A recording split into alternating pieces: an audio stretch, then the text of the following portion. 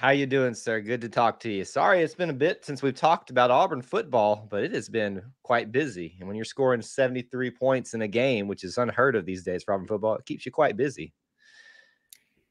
Yeah, I can't say that I or most people know anything about that game other than the score. That's about it. And then I expect that the box score was impressive, but Oh yeah. 73-3, obviously, nobody's checking in on Alabama A&M.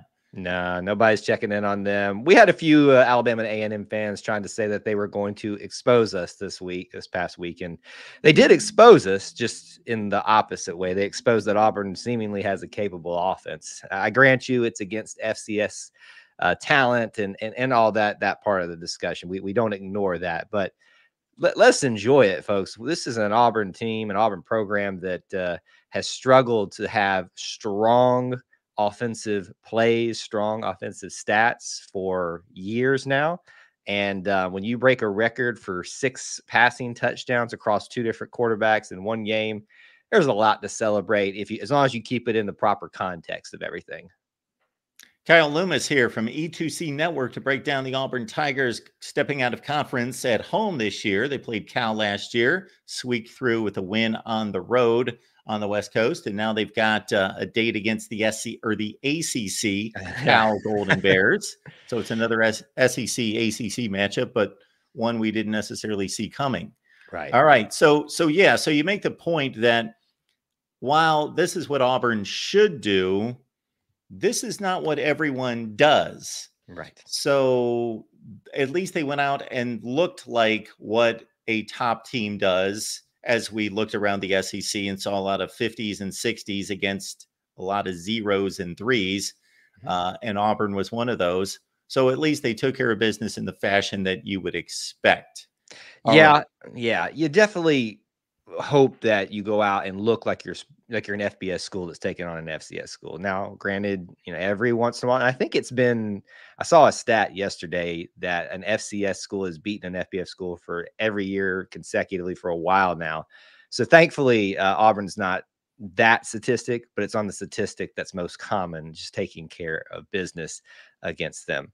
Yeah, look, the freshman wide receivers, wow, just just wow in their debut. Ironically enough, we're talking about Cam Coleman at wide receiver, Perry Thompson. Those two should be names most people that are recruiting junkies should be very well aware of, and the escapades and the process that led to them flipping to Auburn from Alabama and Texas A&M. But probably the guy that we're most interested in, whether we're talking about last game or going forward, because of how he contributed offensively and special teams, is Malcolm Simmons.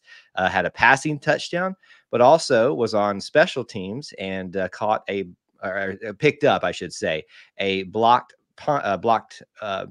kick to essentially get into the end zone and score a touchdown as well. So he's displaying speed, athleticism, and capability as we expected out there at the wide receiver position. So I think he walks away as the freshman wide receiver phenom more than anybody else that day.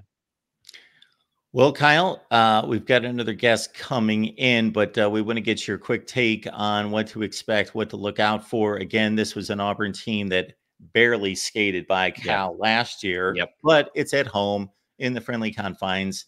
Cal expects to have somewhat of a similar team than what they had last year. Yep. So what are you looking for? I think it's funny that you slipped up, as I have, calling it, Pac-12, or it's weird just saying ACC with Cal. So that's obviously a little bit fun we've been having with the Cal fans this week. I am looking for this to be a much different game, not in the way that I think we will dominate, although I think eventually the confines of Jordan-Hare will be way too much for the Cal Golden Bears. They obviously have a new quarterback in Mendoza, and their former quarterback who gave us so much trouble last year, Sam Jackson, is now our wide receiver who caught a touchdown in game 1 for us, one of the many that did. So what I'm expecting out of this game is for it to be a relatively close one for the majority of the game. I do expect Auburn to, even if they don't score first, reclaim the lead fairly quickly and hang on to it throughout the course of the game. I do expect Cal to make a couple of swings here and there to keep it fairly close, maybe within a score. But by the end of it, I think it's just going to be too much for the Cal Golden Bears to come into Jordan-Hare and not make a few mistakes in the environment that the Auburn faithful will give to them. And you couple that with the talent that's been out there in game one, as we've seen, and what I can say looks like revamped and ready to roll Peyton Thorne. It's a potent mix for anybody, but the Cal Bears, I think, are going to suffer a little bit by the end of this. Auburn's roughly a 2-touchdown favorite at home, taking on Cal, I believe 3:30 Eastern, 2:30 Central, ESPN 2. ESPN 2. Yes. Okay. Kyle, enjoy. Everybody check out Kyle's work, the rest of the crew there. E2C Network. It's not just Auburn football, but the entire Auburn community, Auburn culture, Auburn everything. Yes, sir. Thank you so much for having me. Thanks, Kyle. Appreciate it. Have a good day. You too.